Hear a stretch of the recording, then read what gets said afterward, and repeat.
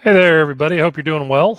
Once again, um, I'm honored to have the opportunity to speak to you about something that I find fairly important. And this is a presentation that has come out of a couple requests from student athletes in some of the colleges I work with, as well as some of my professional athletes. So I wanted to take some time today and go through a couple concepts.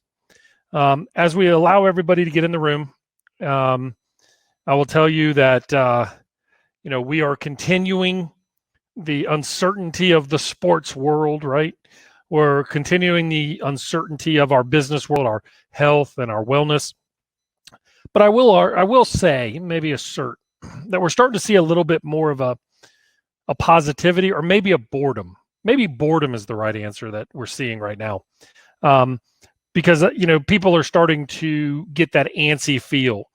If we think about it, it's been over 4 weeks since we started this, which is a remarkable amount of time to take a country and a world and put them into, um, put them into detention. Really, it feels like we've all been grounded by our parents to our rooms. When we were in school and it was our choice, being grounded was a wonderful, something we didn't enjoy. But what we wanted to do was to go to our room and everyone leave us alone. And then as soon as somebody said we had to and we couldn't leave, it was miserable. But you know what? We're going to have a good time tonight. We're going to go through some good content. And I'm going to open it up for questions as well at the end, as I always do. If you do have questions, feel free to put that in the chat form. And if you tag it as a question, or maybe I can tag it as a question, I can come back to it and make sure that I get it. So if you have a question on a certain slide or something that I happen to say, please let me know and I'll come back to it. A couple other housekeeping ideas. If for some reason our Wi-Fi signal lags, or I start freezing, or you hear me but don't see me, which may not be a bad thing, just hit the refresh button at the top of the screen. As you know, if you're in the United States, the Southeast and Alabama, Tennessee, Mississippi, North Louisiana, Georgia experienced some pretty significant tornadoes on Easter Sunday and into Monday. As a result, a lot of our infrastructure in northern Alabama and the like suffered some pretty significant damage. There was loss of life. There was a significant loss of property, and it was a very scary place. Now, this is following on the heels of Tennessee about a month ago, 6 weeks ago. So if for some reason our internet lags or the electricity goes out, please understand it is what it is. We're dealing with, the best that we can right now. And please also say a prayer or blessing for the people who have been impacted by that. Not a good time. And, if you've ever been through tornadoes, I've been through multiple hurricanes, but tornadoes seem to be significantly more scary, significantly scarier. I didn't do well on my GREs in English because it just comes out of the blue. And, I appreciate all that, everybody can do and think of during this time. Okay. Once again, blown away by the response of this. This is not no sale on the back end of this. There's nothing like that. This is all about information. So let's share. And I can help you. Once again, for those people who don't know me, I'm Dr. Brett McCabe. I am a clinical and sports psychologist, which means that I'm licensed in the state of Alabama to provide clinical services. And my specialty was how our medical conditions and our psychological state blended. So people who have chronic pain, people who have headaches, obesity, want to quit smoking, people who are in the ICUs. I spent a lot of time working through patients who were in the ICU to figure out what made them better and happier, and what made them struggle, and what made them look out for the future and deal with the hope of what they're going through, as well as dealing with the reality of what people are going through and the grief that follows and the stress. So this coronavirus, this COVID period, I would say kind of brings me back to my roots a little bit. And when I look at motivation, I look at anxiety, particularly within the health spectrum, there's a significant impact that happens on both of them. And, I think what's one of the things that we really have to understand is we are not always highly motivated. And many times we're anxious, we're stressed, we're worried, we got a lot on our minds.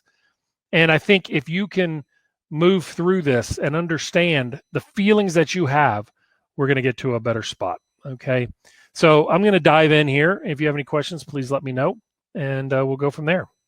One thing I will say is if you raise your hand to speak, I probably won't click on you because I think some people do it on accident. So if you have a question, instead, just write it in the chat box. Okay. Thank you. All right. Look, we as our country and our world, I know there's people from all over the world that are tuning in, which is humbling. We've gone through major stuff in the past. And, you know, it's a real challenge to deal with the uncertainty that happened. I remember being in Providence, Rhode Island on my internship. It was a one-year internship. And having to go through 9/11. You know, Providence, Rhode Island is just between Boston and New York City. And it was such an epicenter feeling of rocking our security, what we thought was secure, which was inside of our country. And it was really weird because that security impacted us much like the coronavirus is in a different way. And I think what's important is that we understand that the coronavirus has impacted us in a way from a psychological disposition that it's taken away our liberties. It's taken away our norm. 9/11 impacted our security and our trust and our worldview. But coronavirus bonded the entire world suffering from the same virus, and still does. But it's impacted us at a much higher level from a psychological standpoint, which is our ability to choose. The more and more, hey, Providence, Rhode Island, I'll be up there in August, Corey. So I think when we are going through things, you have to look at the bigger picture to understand what it does to us. When Hurricane Katrina hit South Louisiana and flooded a phenomenal city, a city with such beautiful culture and history in its own way. It's like a beautiful cast iron pot, right? There's a lot of seasoning in New Orleans. And there's a lot of uniqueness that happens to go through that city. It does it its own way. Anything that's done in New Orleans, you try it anywhere else in the country, it just doesn't work. And I'm not knocking on Beale Street or, you know, Nashville Street or anything like that. But what you have in New Orleans, you just have a cast iron pot. And then Hurricane Katrina comes, and it threatens everything about what that city was. It threatened people's safety, their security, their culture. And yet it's come back even stronger. Look, this isn't the first pandemic we've been through in our world.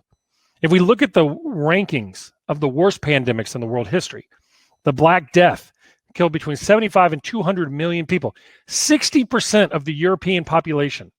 Unbelievable, right? 1918, which is the one that a lot of people are using as a very strong parallel, killed 50 million people. Now, I don't know what the data are today, but let's just say that the coronavirus happens to cause 100,000 deaths across the world. And like I said, I'm not sure what the number is right now, but today's world population is 5.8 billion people. Now, I'm not minimizing the impact. The impact is unbelievable because we don't have a cure, we don't have an understanding of how to treat it. So that's where the fear is coming into. But when you put it into comparison, we have rebounded from each and every one of these pandemics. Okay. And I remember being in high school in the early 80s or mid 80s when HIV, I remember where I was when Magic Johnson announced that he had HIV. And when you think about what everybody's going through, the fear of HIV was what we're seeing with coronavirus to some degree. People are afraid to use public restrooms. They're afraid to, eat out in public because we didn't know. The coronavirus is one of those things that's kind of hanging around there from a sports world and creating the anxiety from our overall larger world because we don't yet have widespread treatments. But I got to believe that's coming. Okay. If we look at the sporting worlds, Taiwan baseball has come back, but they're playing with no fans. Well, I got a very strong feeling that we're probably going to see this same look for a little while. It's going to change a lot of what we know. You're going to see people serving you coffee at Starbucks with masks on, right? You're going to see people at restaurants serving you with gloves on. And I'm not necessarily thinking that's a bad idea if the person that's preparing my food at the place I'm going to go out to eat, the first time I can go out to eat, right? I mean, look at me. I like to eat out. The first place I'm going to go, right? I want to kind of believe that the person back there that I can't see is wearing a mask. I'm not really against that. So some of the changes that we're going to go through are going to be embraced, and some of them are going to be short-term storms that we got to manage. All right. Now, what I want you to understand, and the reason I'm level setting this, is when people are sharing their ideas and their emotions, it is okay that right now is a time of suffering. I don't think there's anything to disagree with that. We are all grieving. Jake has sent me a message that being in Mississippi, their season looks to be getting canceled.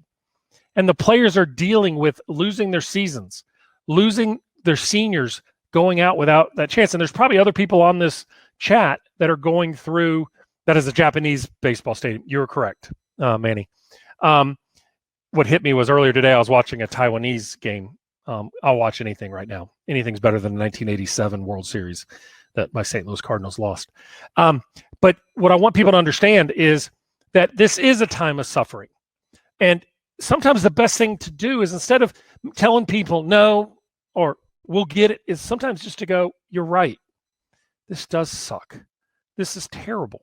And I was on the Paul Feinbaum show last week, and he asked about, what do you do? What do you tell your seniors who've lost their senior season? What can you tell them? You just say, I'm sorry. It's nothing that we did, but it's an unfortunate turn of events. Okay. Look, the world has not just turned upside down. The world is turning in every way possible. The things that we know are different. I mean, who would have thought you'd have a run on toilet paper, right? Who would have thought that every restaurant you drive across is empty except for takeout? Who would have thought that we would be having federal stimulus packages with the highest unemployment rate we've had because of a massive tragedy? Who would have thought that billions upon billions of dollars are being spent to salvage our economy? And that's across the world. This is unprecedented. We've never seen anything like it. Okay. What I want you to understand is, in order to understand both motivation and, on the other side, the anxiety, we have to understand the phases that we're going through. Okay. The first phase and is the endurance phase. Now, remember that word. I'm going to come back to that in a little while. But the endurance is defined by us not really having certainty. In other words, it's like being in a thunderstorm and you don't know when it's going to clear up. All you know is there's another cell coming and another cell coming. And it's scary and it's worrisome, right? Because you don't see safety on the horizon.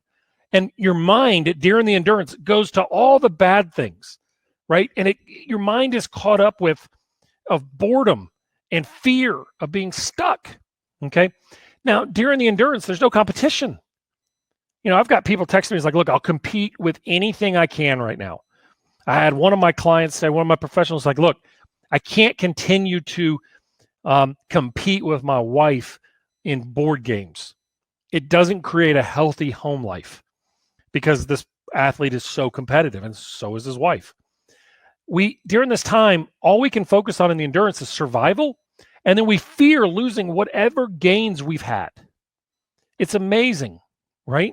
Our mind is so focused on what I have right now. Whenever I talk to college athletes, one of the things that I hear all the time is, oh my gosh, I'm terrified that all the work I've put in is for naught. And the motivation is, what are you motivated for? Why would you ever be motivated right now, right? But our struggles that we're going through signal a scary future. That's the problem. This endurance is tough. There is no end. But once we have a light at the end of the tunnel, once somebody puts a line in the sand and says, we're going back, we're coming back stronger, we're going to go into the emergent stage. Okay. Kelly, I'll get to your question. That's a powerful one. The emergence is when we know we're building back, and there's going to be this power of excitement. Okay. And the return to training and whatever we're doing. My colleague in the office, Basham, showed up yesterday, and it was like cool to see him. Like, he hadn't been in the office in a month. I don't know where he's been. I'm just kidding. He's been at home working, and it's been awesome. But he came back in, and it was cool to have the vibe again, right? But when we go back to the emergence, we're also going to have to deal with being overwhelmed. We're going to have so much at our disposal that there's going to be this frantic need to go back. And as an athlete, somebody who's competing, you're going to want to do it all, and you're going to want to do it all right now, and you're going to want to see immediate results right now.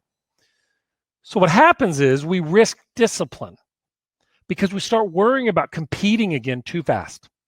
And we have to see our struggles now as building blocks, because the last phase is when we get back into that competition and we start competing. But the problem is we're going to compare. Are we as far along as we should be? And are we as far along as other people are? And that's going to create some more arousal, which is going to create more anxiety, more adrenaline. And struggles are things to work through, okay? So what I want you to understand is that we're going to emerge from this struggle of endurance. It's like climbing a mountain, and that's how I want you to see it. I've got belief that we are going to reemerge. There's no doubt in my mind. Somebody proved me wrong. And as much as my mind goes, God almighty, another month, or oh my gosh, 3 more weeks, or whatever the number is, I know I can do it, okay? But it doesn't mean I like it. It's like when I'm on the Peloton bike once a month, and I've got 20 minutes left of a workout. Seems like an eternity. But when you're done, it goes so fast, right?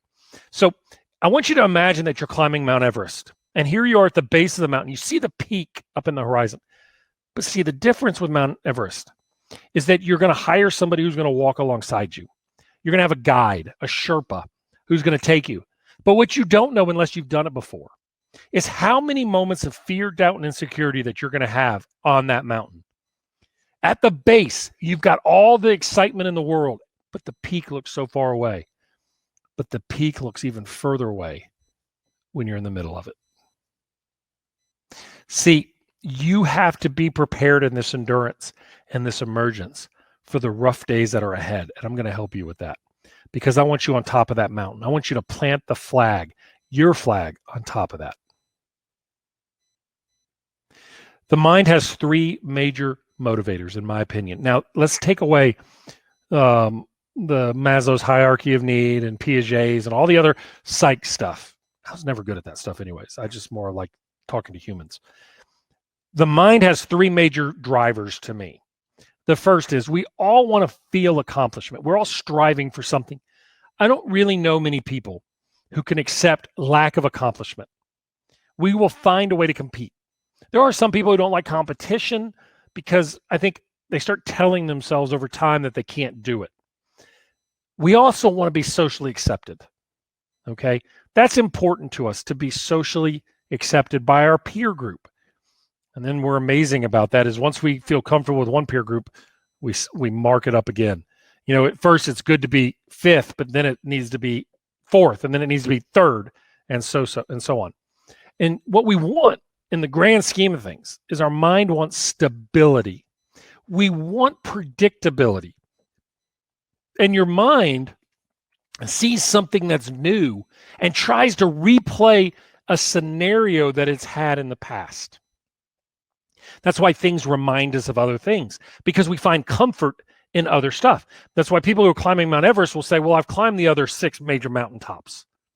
Okay? They're going to pull on those past experiences because it's predictable, but we still drive. Now, where we get in trouble is when we use one of these to fulfill the other 2.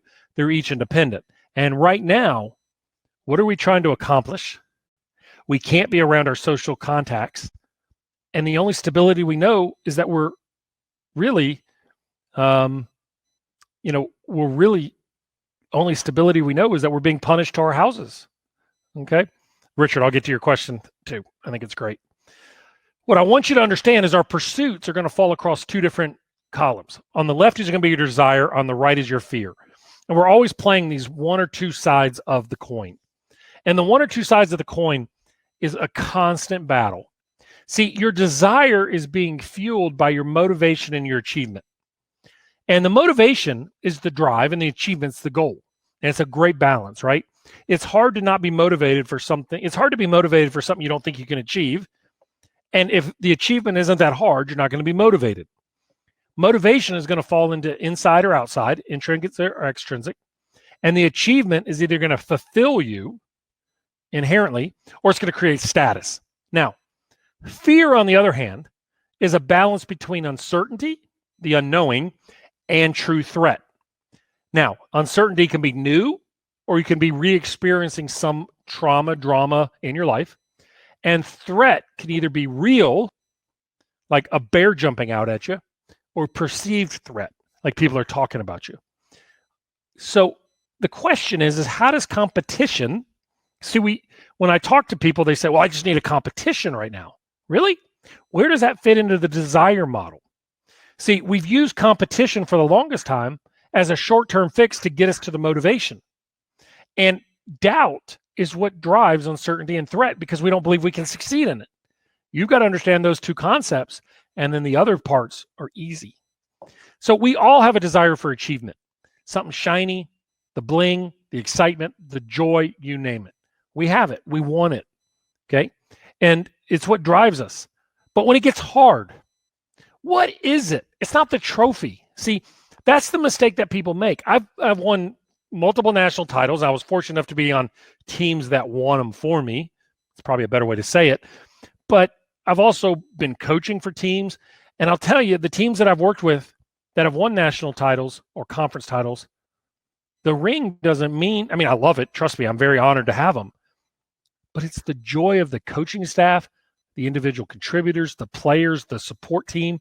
That's who I feel the most pride for. So when things are hard, what motivates us deep within? See, it's not the trophy. The trophy is a short-term thing. No, it's boom, but there's a deeper drive inside. And that's what I think we have to retap into right now.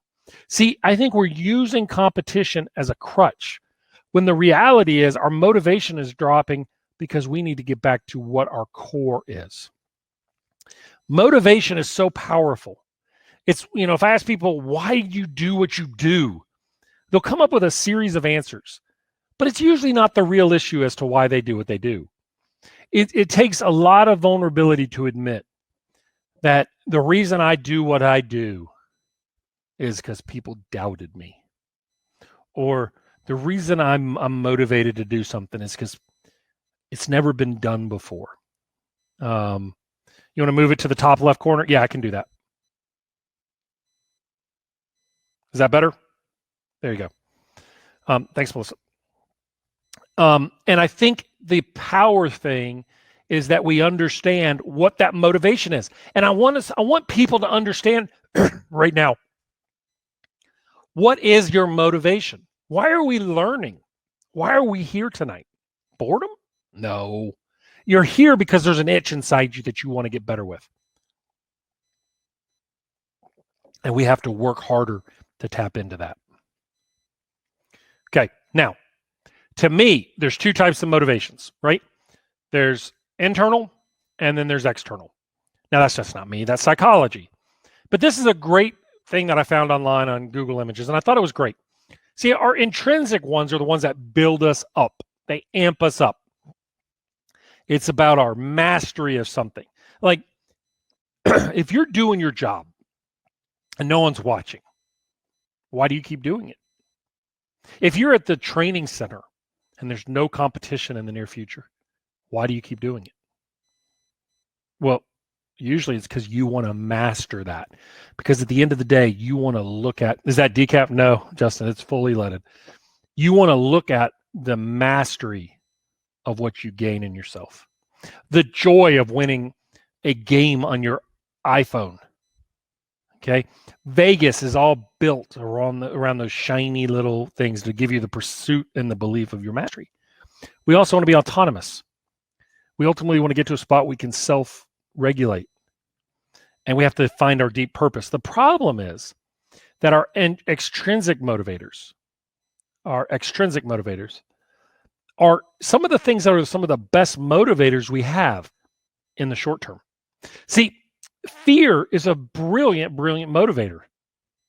I don't want to have a bad appointment with a doctor, so I lose weight. I don't want the dentist to fuss at me, so I start flossing before my dental appointment. Yeah, see, I know y'all do that too. I want to show up in shape so my coaches don't fuss at me. It's not about mastery. It's about pleasing someone else. Now, the problem with extrinsic motivation, the rewards and recognition only last so long. The shiny bling can only hold you until you want more stability, and more social acceptance. You move up to a higher standard. Now, when the training gets hard, why do we train? See, we're asking all of our athletes to train at home, right? Why? It's hard. Like, I trained because I had a purpose.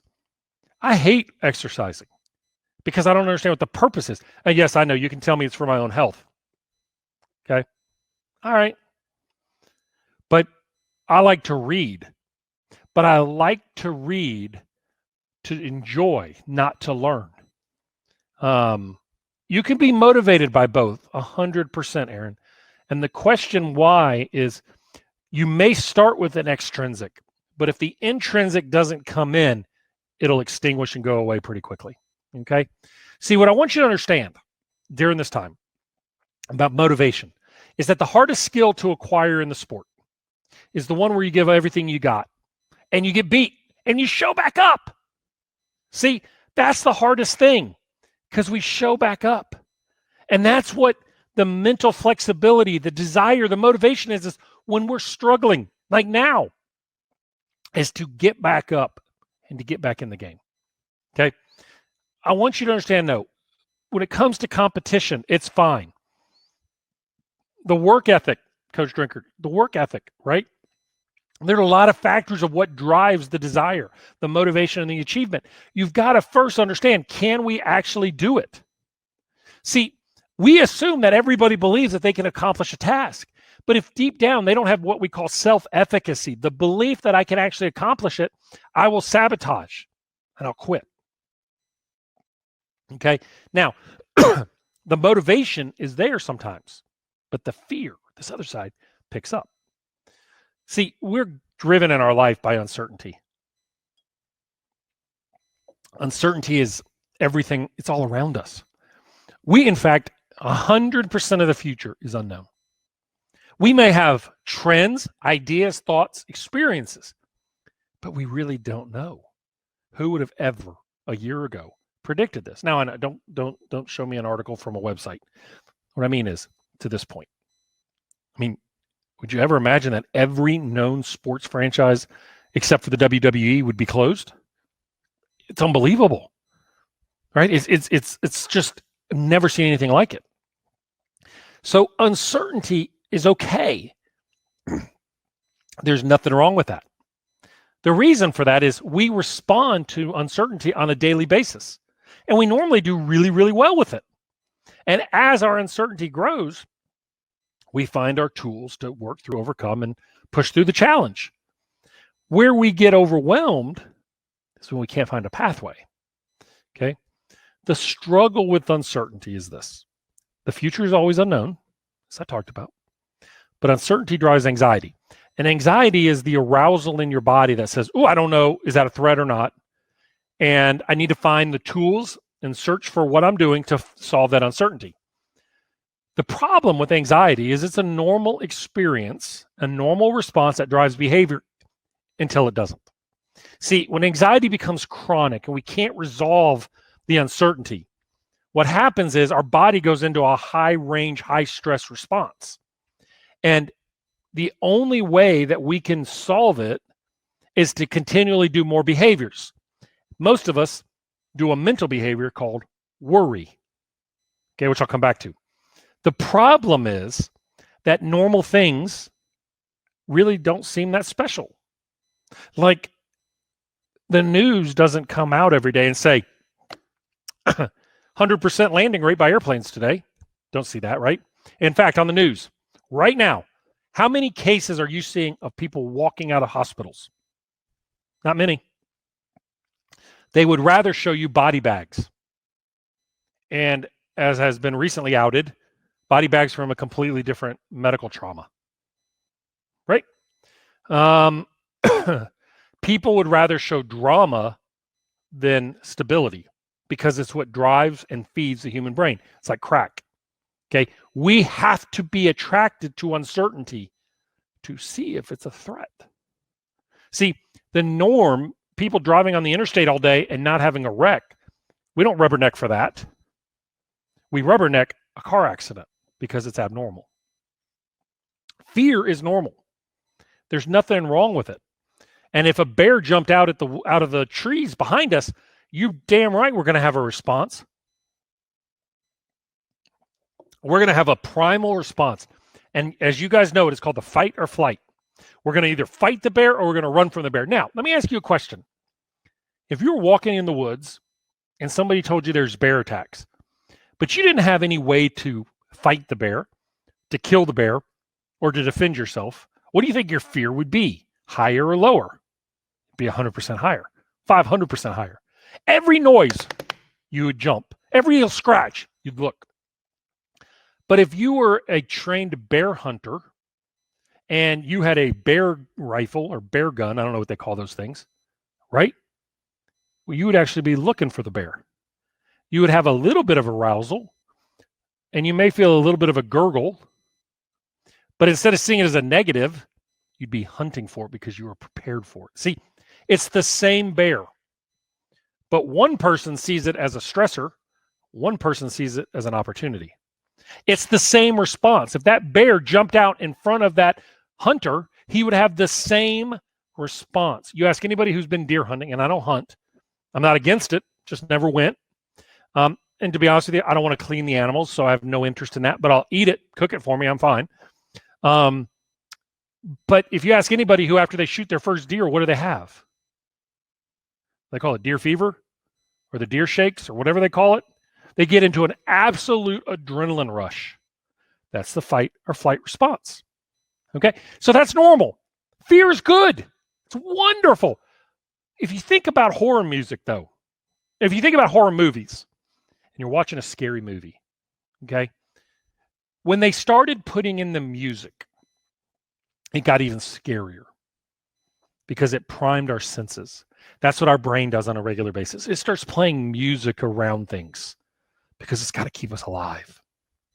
Just like now, we're so caught up in what the news is saying. We're so caught up in the story. Nobody writes a story and says, I'm doing really well during the quarantine. I don't know about you, but I mean, it's been kind of nice to hang out with my family and, whatever. We want to hear the struggle because that's what our mind is attracted to, unfortunately. Okay. But nobody's reporting on the normal. Is fear bad? No, not at all. It would keep you from doing this, right? Hanging off an edge of a cliff. But see, Alex Honnold's different. He's trained his way out of it. And I bet if you put him on front of a stage, or if you watched his show, you put him in a relationship with a girlfriend, he's freaking out. See, fear, our ability to work through fear in one scenario doesn't generalize to others. So right now, a month ago, we were freaking out about coronavirus. Okay. Where are we on the DEFCON anxiety level? Well, new anxieties have arisen, not just from the virus. Now we're into new things, business, life, finances, and stuff. Yeah, I can't watch it. It's scary as heck. Okay. But what happens is we are starting to extend beyond just the virus. Now it's impact, life, family, extended family, people. Okay. But I remember when we first had the news, and I walked in the airport the next morning in Jacksonville, Florida, it was literally like nobody knew what to do. It was a weird, weird place to be. Now, as I said, anxiety is normal, and that's okay.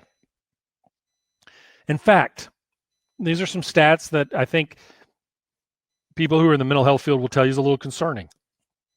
But it's the fact that if we look at young kids, about a quarter are diagnosed with an anxiety disorder every year worldwide. But I would say that probably 40% have a suspected they're experiencing anxiety. That's a significant portion. And a lot of it is because we're overstimulating people and we're overstimulating our kids with too many activities. I mean, I think, I've heard some stories about some of the homework and the classwork that people are having. I remember when my kids were in class, there was no going out and playing after school because they had homework to do, sometimes 2 and 3 hours of homework. And, I think we've overstimulated our kids. We've got them in a lot of activities. We've got them on stage a lot. We've got them in front of being judged a lot. And so perfectionism is at all-time high. Okay. And when we do a study looking at college athletes compared to the regular student population, if you look at people who said in the last 12 months, they've, yes, this will be a rebroadcast, will be available, Janet. If you look at the people reporting in the last 12 months if they felt significant anxiety on a college campus. 61% of females, 43% of males that are non-athletes. But the rates among student athletes are huge too, 52% and 33%, all the way to the point of being diagnosed with depression. So we're seeing a public health trauma in the mental health side, and I think it's going to grow here. So I want you to understand and level set a little bit of your anxiety. Okay. Anxiety impacts every aspect of who we are. It's not a psychological or in your head thing. Anxiety is an ultimate interplay between your mind and your body. Okay. It's working across multiple organs. It's, your heart is beating faster to pump blood out to the extremities to get you ready to fight or flight.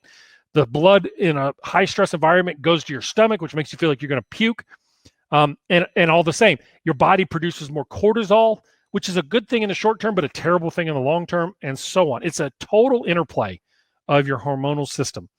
And in the field of psychology, we have a field called psychoneuroimmunology, that we look at the interplay between the psychological, neurological, and the immunology of what we've got, okay, your ability to fight off viruses.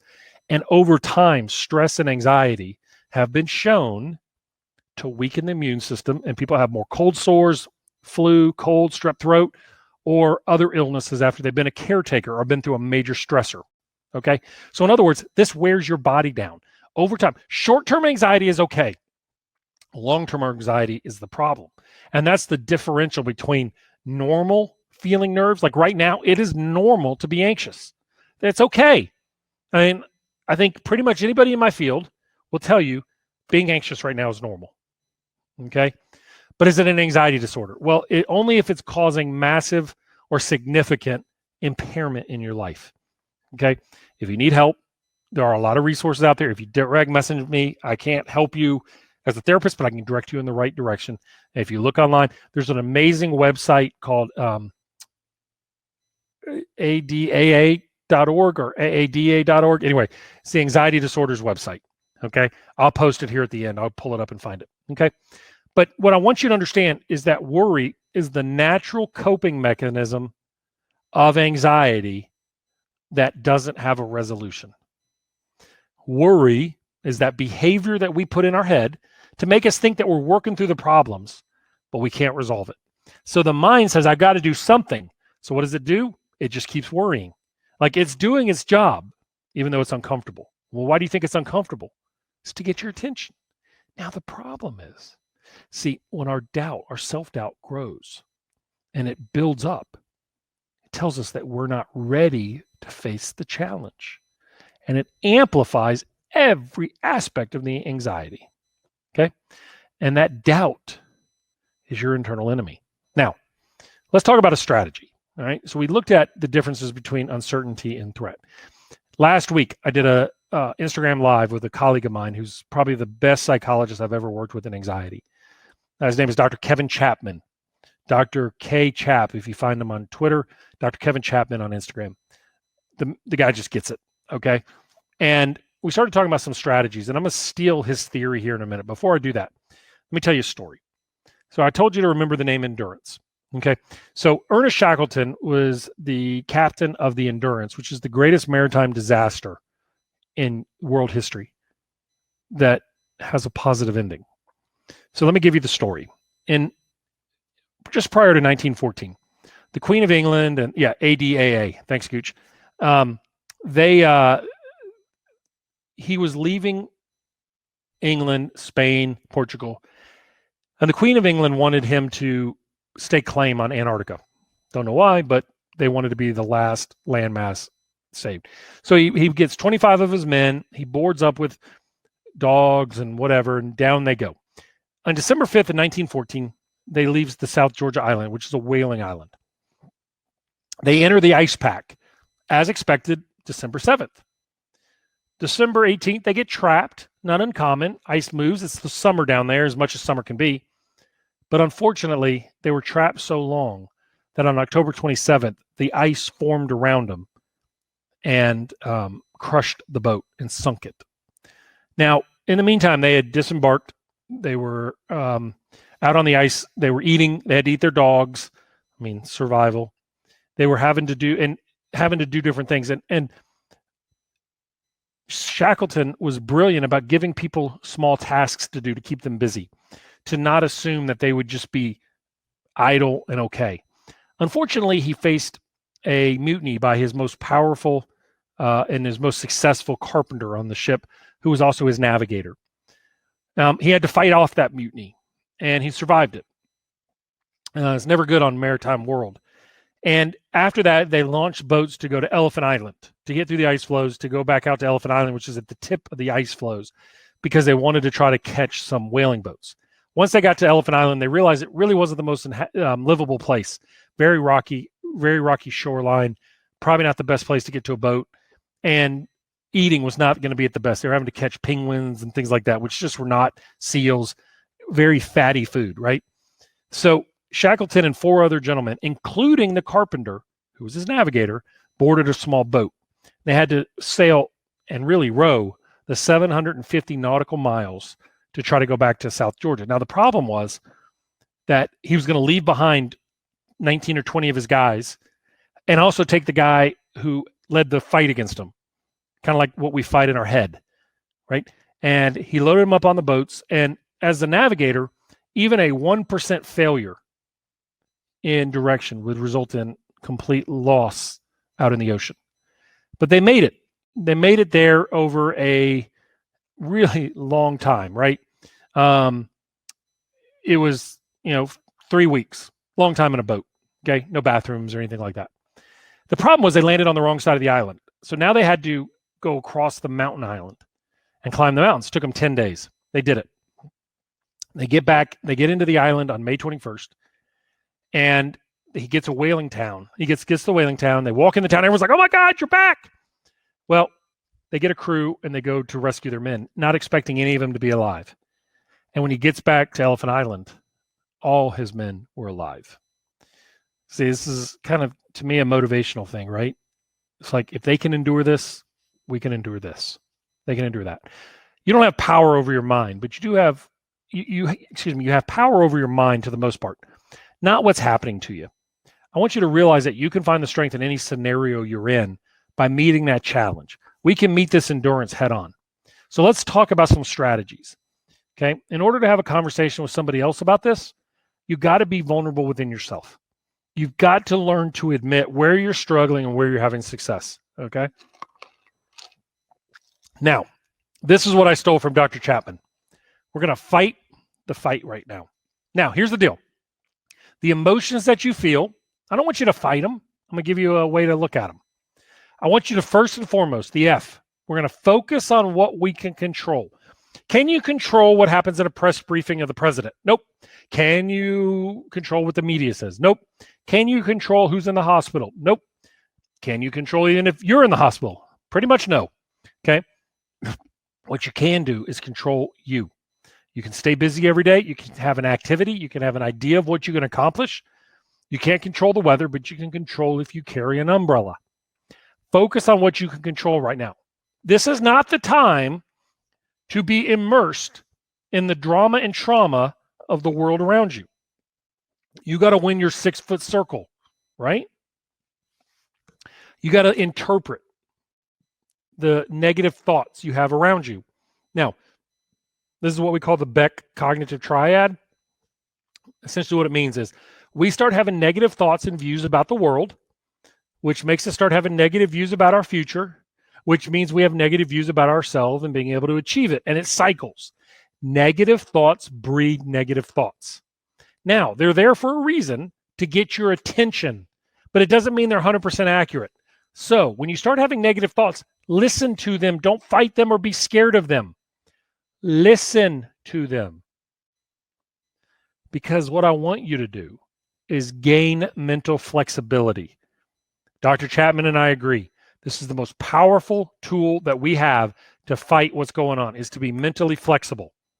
Malcolm X said, the mental flexibility of the wise man permits him to keep an open mind and enables him to readjust wherever it becomes necessary for a change. See, you got to be a little bit like a kite, right, in the sky. You got to be able to flow with where things are going. You can't be so rigid that you can't handle the breeze of the world around you. You don't have to change course, But sometimes you got to ride the wave of the anxiety that you're feeling. That's okay. All right. And one of the next things is to develop healthy behaviors. Get moving, get walking, get out. Set a regular strategy. Get some things done. Eat. You don't have to eat super healthy right now. Okay. It's impossible. There's too many stresses, and under stress, our body craves the bad stuff. Because what I want you to do is learn to teach someone how you managed it. Focus on what you can control. Interpret the negative thoughts that you have in your head. Gain some mental flexibility and trust that you can manage it. Continue to work those healthy behaviors, and then teach someone how to help them and help themselves. That's how we fight what we're feeling right now. Remember, uncertainty is completely normal. So is anxiety. There are threats in this world. But in order to fight it, we got to fight our mind that wants to tell the negative stories in our head all day long. And instead come back and say, what can I do? Well, I can do certain things. All right. So let's talk about some tips to stay motivated. 1, when you feel your feelings, don't judge them. Just roll with them. It's okay to feel scared. It's okay to feel sad. It's okay to feel lost right now. Now, that being said, if you don't judge them, what happens is usually our mind goes right into problem-solving mode. We start judging, it starts bringing up more negative thoughts. So instead of judging them, why don't you just say, that's some stinking thinking right there. So what was on the top of the negative triad? View of the world. Negative view of the world. Okay? I want you every day to come up with a couple really good things to do. 4 things. That's it. 4. You don't have the mental ability right now to do more. Like, you're so much more productive when you're super, super busy and you don't have a whole lot of time. You have too much time right now. So let's limit what we're doing and build the confidence. So give me 4 things you're going to do every day and make them simple. If you think you're going to go for a 3-mile run or a 3-hour run, you're fooling yourself. Sometimes getting up and doing your homework should be number 1. Cook dinner, number 2. Go for a walk, number 3. Call your loved ones, number 4. Those are 4 things. See, that was really good. Don't be unrealistic right now. Be specific, and it'll start building confidence and joy, and your motivation will grow. Okay? You got to focus on the right here, right now. Listen, if you're an athlete and you're worried about how you're going to play down the road, I promise you got people around you who are going to help you with that. You got to win right now. 48 hours, no more, no less. You got to embrace the suck we're in. It sucks right now. No doubt about it. I don't think anybody's going, man, this is how I wanted to spend my spring. This sucks. And there are people who've lost loved ones in this. That sucks even more. But it's reality. Embrace the suck. Because when you stop fighting it and you start saying, what can I do about it? I can't change it, but I can push through it. Excuse me. I don't know why I've got a frog in my throat tonight. And I want you to realize that you can actually win every moment you're in. See, winning starts with winning the moment, like right now. And I think if you can do that, you can be much more successful. But when you get caught up in what the bigger picture is, we get paralyzed by choice. We have too many choices, and we get paralyzed by fear. Okay? So, I think those are some big challenges that we have to face. Learn to win every moment you're in. Listen, we are going to emerge from this, and trust me, even if we're overweight, even if we've eaten too many Ho-Hos or double stuffed Oreos, guess what? It's just going to take a little bit more work. I'd rather us win the endurance phase so we don't have to pay the piper down the road. But if you have to, you have to. I believe we're going to be ready when it takes. We are going to be who we are in the execution phase. We may not be ideal, but we're going to be us. And I'm okay with that. Okay. Are there any questions? I had a couple questions on here.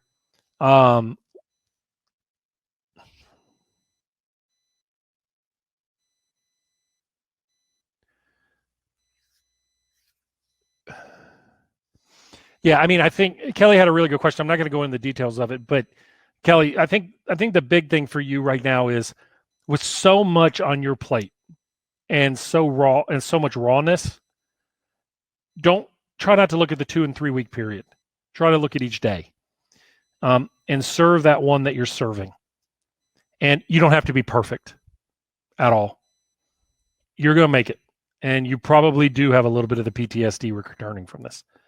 But reach out to me. Let me know what I can do to help you, okay? Let me see.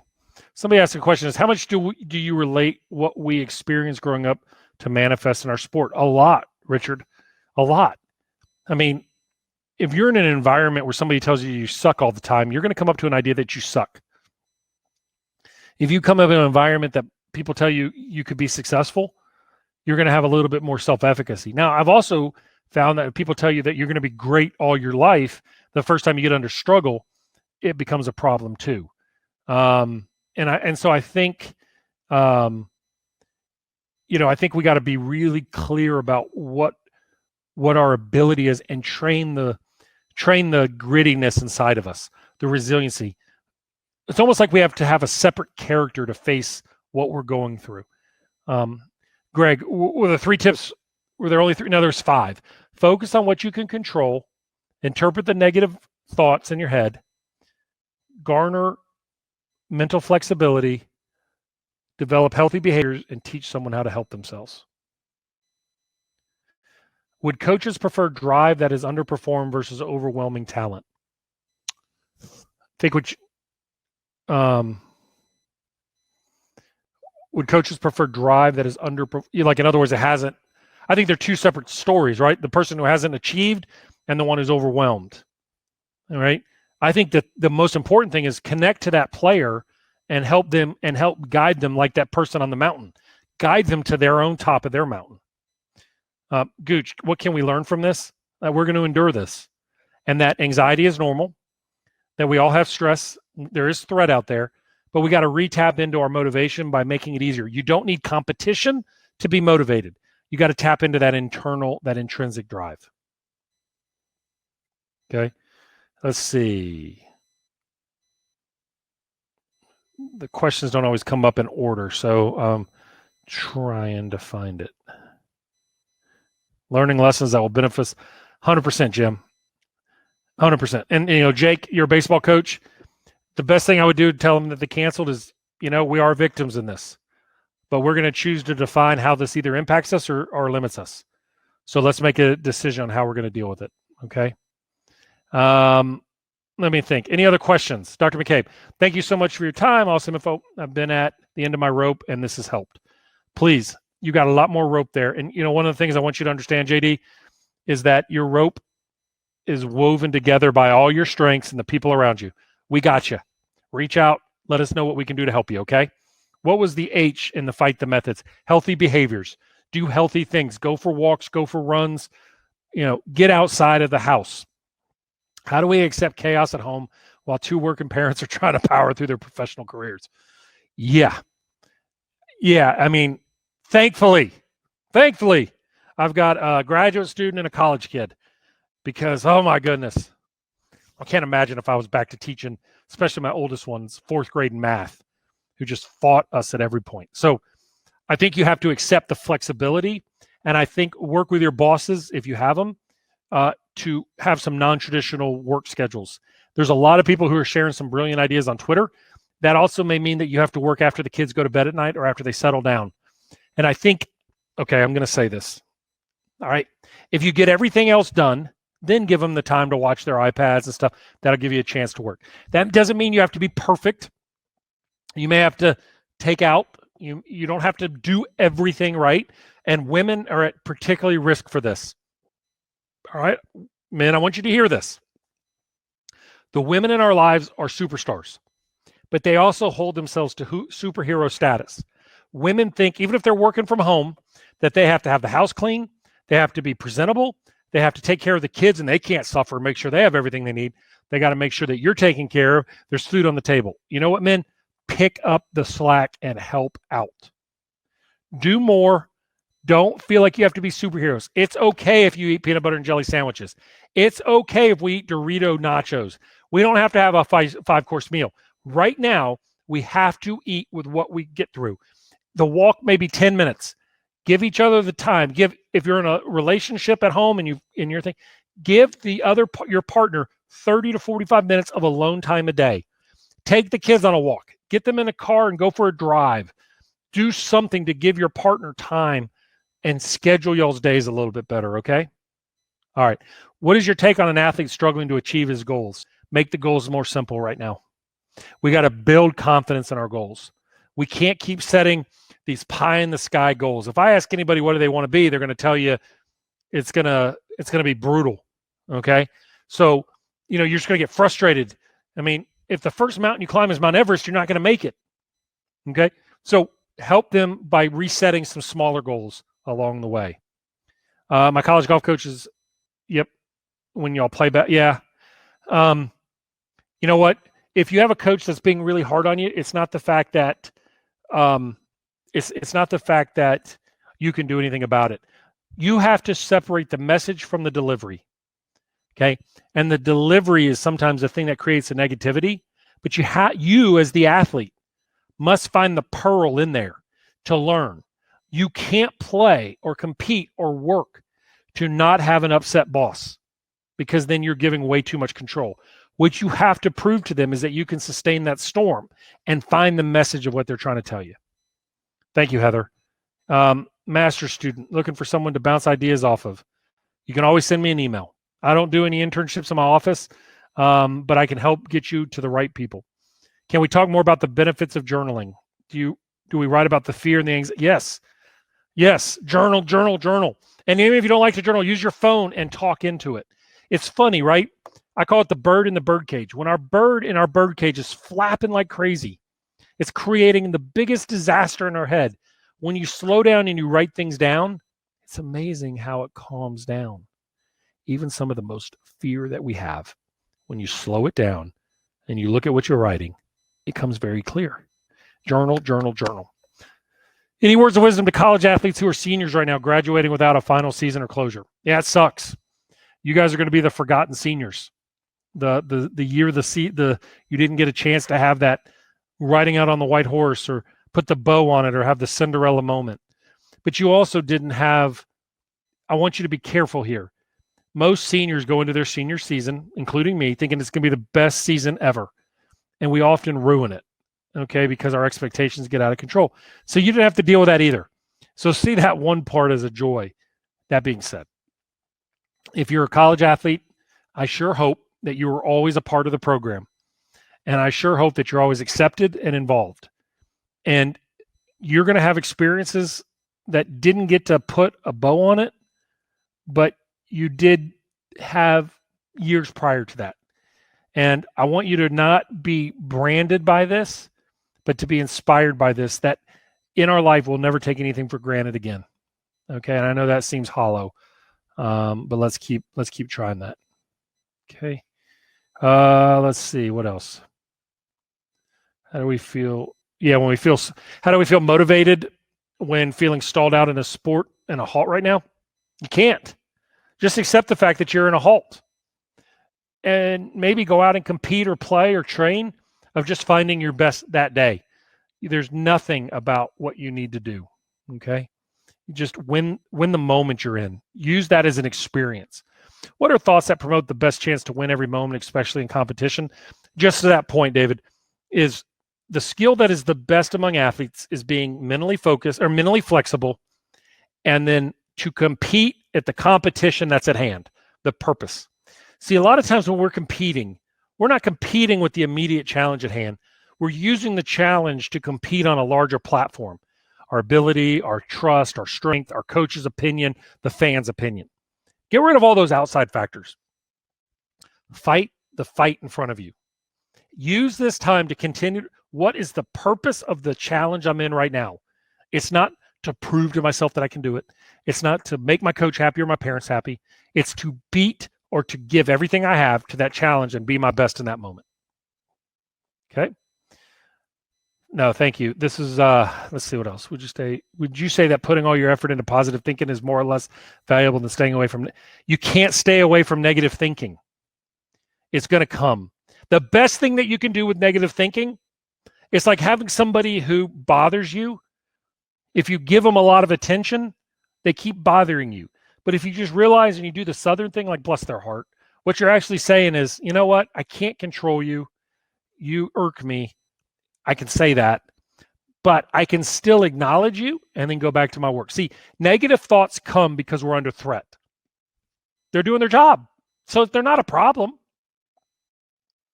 So what I want you to do instead of seeing them as a problem is just learn to acknowledge them. You know, my negative thoughts are here. Boy, I'm negative today. Versus, God, why am I always so negative? I'm negative today. I don't know why. I mean, I literally today had one of those days where I was walking into the office this morning, I had a really hot Starbucks, spilled it all down the left side of my chest. I can understand why that lady sued McDonald's for heat. Man, that was hot. I felt like I had a 3rd-degree burn. Okay. Well, you know what I did? I went into the back, grabbed a t-shirt, washed my shirt. You just roll with it. It's nothing bad. Making it through all this will make us better. I 100% agree with that. Thank you, guys.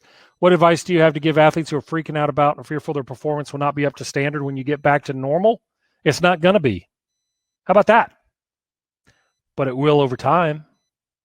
It's like when you return from an injury. You don't automatically start back out. So you got to look at it like that. Your skills aren't going away. They're just decaying a little bit. And I think you could do an understanding of your mind to say, what are the most important things I need to focus when I return? Let's go back to the basics and start building it up again. And maybe you're going to be better off because you had rest. Chuck, thanks for all you do. Thank you. If we have a 10-minute work on mental game in practice, what do you do? If I'm going to work on, I may work on visualization. I may work on relaxation. I may work on belief. I may work on vulnerability. There's a lot of things. Shoot me an email and I'll help you answer that. Do you feel there's something similar in our reactions to this that would be in the stages of grieving? Yeah, a little bit, because we're all grieving loss of something, right? We're gaining things and we're losing things. I'm getting to spend a heck of a lot more time with my daughters. So I gained something. But I'm also grieving the fact that things have changed. So, yeah, can this help you without COVID-19? 100%. Yes, 100%. So I think we are going through grieving and anxiety. I think if we can learn to acknowledge what we feel without judging it, hey, I'm pissed off today. Okay. All right, well, what am I going to do about it? Well, I can either try to fix it or I can get back to work and it'll probably resolve on its own. All right. I find the relationships with my kids are what I miss the most. Struggle with that. You mean you're not able to see your kids? I can't imagine that. I miss my mom. I miss my stepdad. I wish I could see him. That there's no doubt about that. I miss my in-laws. I wish we could, and I can't imagine. Some of the pictures I see are horrifying of having to stand outside of windows and, or funerals. That's what pisses me off the most about this. This virus attacked the core of who we are, our social connection. That's what pisses me off about this thing, and I don't understand why. Now, I can look at it from a symbolic standpoint as why is this year 2020? Well, hindsight's 2020, and we're all playing a lot of hindsight right now. But I want to use this vision of 2020 to look inside of ourselves and figure out what motivates us, what sparks us, and gets us moving. You mow the yard? Yeah, it's great. What message would you send to your team if you were a college coach to keep them focused without knowing when the next tournament may be? You're not going to keep them focused, Chris. But what you can do is, I think it's what I would do is tell them to give them a 2-week thing to work on, learn a new skill right now. I would have actually, after they go practice, if they can, not practicing for the next tournament, just practice for today. Then tell me what new skills they're learning. Learn to cook, learn to paint, learn to run. Yeah.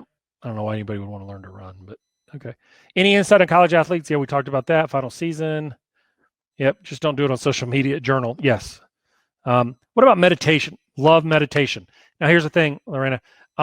Meditation is an individual experience. There are some great people that will help you from mindfulness. I think running is a meditation. I think reading the Bible is a meditation for others. For me, getting up in the morning and having a cup of coffee in front of my computer and reading the paper is very meditative to me. I think all those are very important. What I want you to do is learn to find your own. Now, I will tell you this.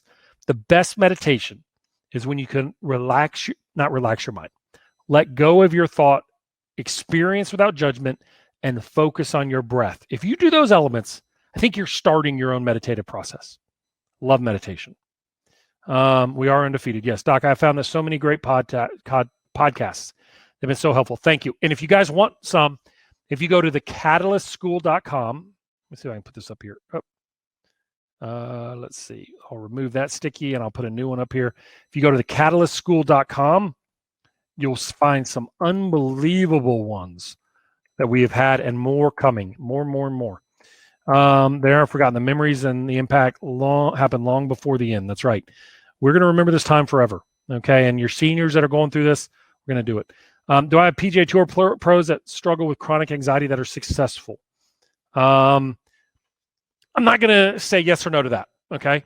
I will tell you this, that across the game that I see and across the experience that I have across athletes, business leaders, and everybody, anxiety is significant in 40 to 50% of my people. Now, the reason that is that it helps you, but it helps you until it's not comfortable. But I want everybody to find their own outlet. If you struggle from chronic anxiety, I get anxious, very anxious on my own. I can manifest the greatest worries in the world. Trust me. I'm not the best at it, but that's why I'm such a big believer in Ryan Holiday's work. His book, The Obstacle is the Way, gave me a beautiful pathway to help me. I do Headspace. I love the app Vision Pursue. I think those are some really good ways. You got to build your way, not to fight anxiety, but to embrace it. It makes you who you are, and you're great because of it. We've been told to fight anxiety for too long. I want you to use the FIGHT acronym to not fight it, but to work with it. You don't need to be calm to play well. You don't need to feel great to be successful. You just need to be you. Are there any team activities you would recommend to keep us motivated? I would find books, articles, videos, and send them out to your team and have study groups off topic. Why does everything have to be around the team, right? Or the team sport? Instead, be like, man, I saw this great video the other night. Share that and then talk about it. What is my take on neutral thinking? Trevor Moawad and all have gone with that. I think it's fantastic. I think neutral thinking is just the ability to realize that every thought we have is truly neutral. We add our emotion to it, which creates the concept. So we have a gurgle in our stomach. We feel arousal. We're in an uncomfortable environment. We go, oh, that is called anxiety. We have a gurgle in our stomach. We're in an uncomfortable environment, but I see a trophy at the end. I go, ooh, that's arousal. Both neutral. We add that layer. And there's a lot of psychological thoughts on that. Richie just saw on Twitter. Yeah, knew that was coming. June 11th to June 14th, the Colonial. Hopefully it'll all work out. I have some runners on here, Katie. I know, but I'm not a runner. I think it's great. It's the one thing I wish I could do. I was born with not just flat feet, but I was born with a really bad foot structure. So running is not good for me. But I always watch people. My wife likes to run. 10% meditation app is brilliant. What was that book again? It's Ryan Holiday, The Obstacle is the Way. It is a fantastic book. The Ego is the Enemy. His most recent one is called Stillness is the Key. It's a great meditative book. If you want a great interview with Ryan, go to thecatalyst.school.com. At the top, you're going to see a spot that says Catalyst Interviews. In October, we went out and spent the day with him. And there's an interview there live. Ryan's awesome. We communicate quite frequently. Okay. Any other questions?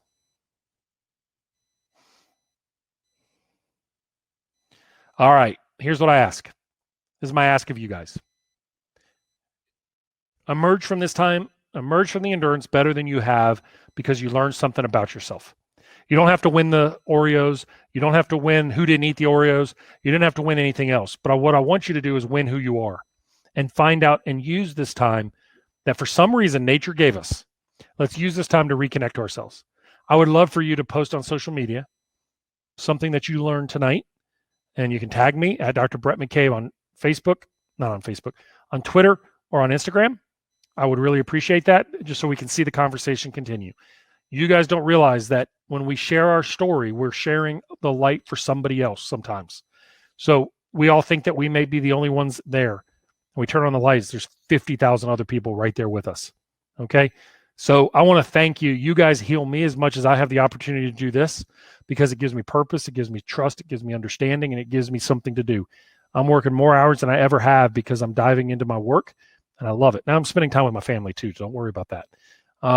But this is great. So listen, I want to thank each and every one of you. I want you to stay healthy. I want you to stay um, progressed, purposeful, and I want you to have great progress through this. So God bless to each and every one of you guys, and I will talk to you soon.